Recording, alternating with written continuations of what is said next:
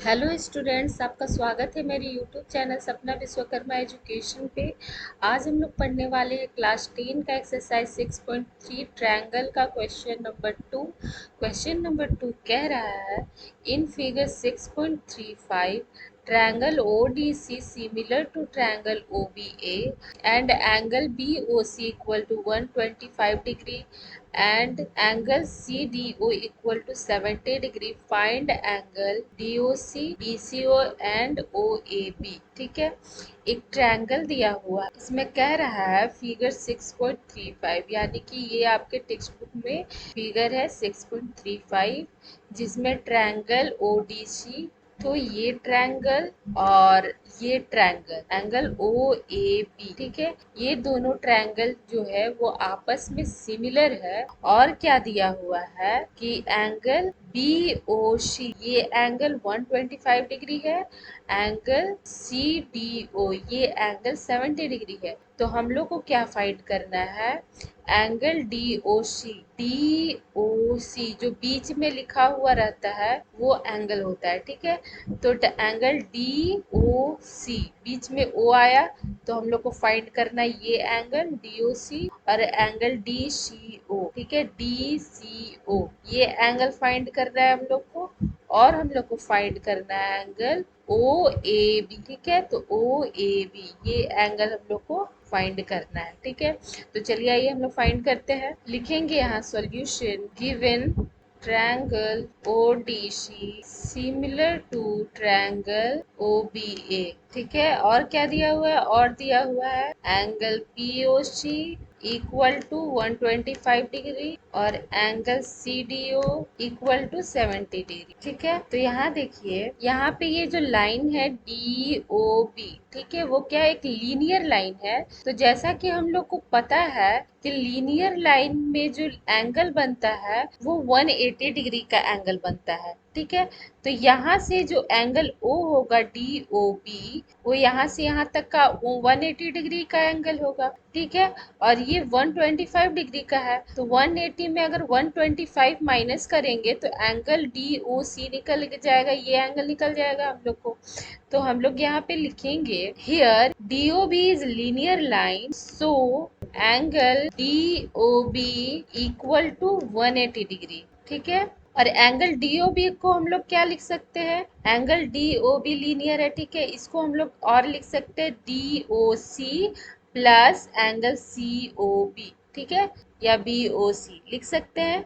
तो यहाँ पे लिखेंगे angle DOC plus angle BOC equal to 180 degree. अब एंगल DOC हम लोग को नहीं पता है ये एंगल। ठीक है, ये एंगल हम लोग को निकालना है, तो हम लोग लिखेंगे angle DOC plus angle BOC। देखिए 125 डिग्री दिया हुआ है, तो 125 डिग्री यहाँ पे लिखेंगे। ठीक है, इक्वल टू 180 डिग्री। ठीक है, तो एंगल DOC इक्वल टू क्या हो जाएगा, 180 डिग्री माइनस 125 डिग्री, और इसको माइनस करेंगे तो निकल जाएगा हम लोग का एंगल DOC इक्वल टू 10 में से 5 माइनस करेंगे तो 5, यहाँ 7 में से 2 माइनस करेंगे तो 5, यानी कि DOC कितना हो गया, 55 डिग्री हो गया। ठीक है, ये एंगल हम लोग को निकल गया कितना, 55 डिग्री। ठीक है, एक तो आपका सॉल्यूशन निकल गया ये वाला। अब हम लोग को निकालना एंगल DCO। ठीक है,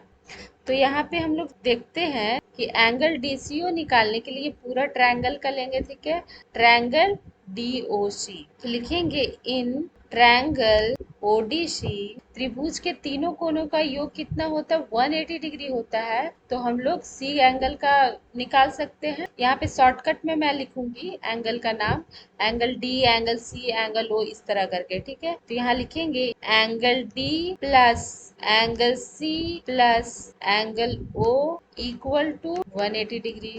ठीक है, अब यहाँ देखिए एंगल D कितना दिया हुआ है, एंगल D 70 डिग्री दिया हुआ है।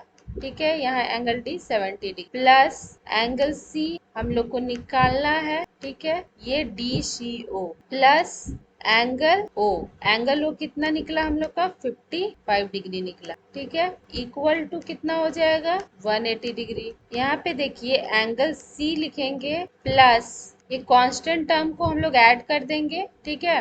तो 70 प्लस 55 कितना हो जाएगा, ये 5, 7 और 5 12, ठीक है, इक्वल टू 180 डिग्री। अब देखिए एंगल सी इक्वल टू क्या हो जाएगा, 180 डिग्री माइनस 125 डिग्री, ठीक है। तो एंगल सी इक्वल टू 180 में 125 माइनस करेंगे तो कितना आ जाएगा, 55 डिग्री आ जाएगा, ठीक है।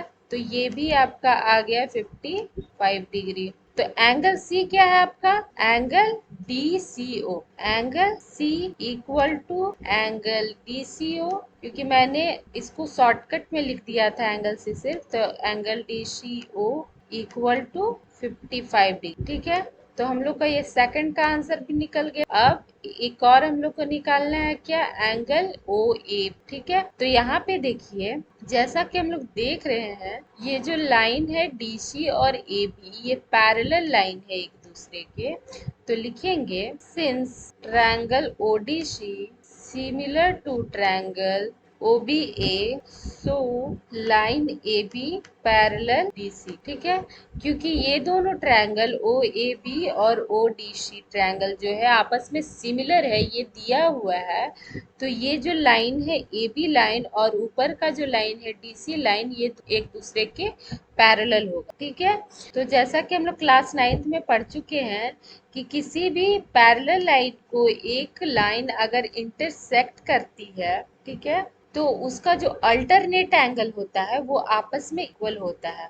So angle D C O equal to angle O A B equal to 55 degree. क्यों होगा ये, क्योंकि अल्टरनेट एंगल इक्वल होता है, इसीलिए angle O A B equal होगा 55 डिग्री के एंगल डीसीओ के बराबर, ठीक है। तो समझ गए। आज के लिए इतना ही। वीडियो अच्छा लगा तो लाइक कीजिए, सब्सक्राइब कीजिए और शेयर। धन्यवाद।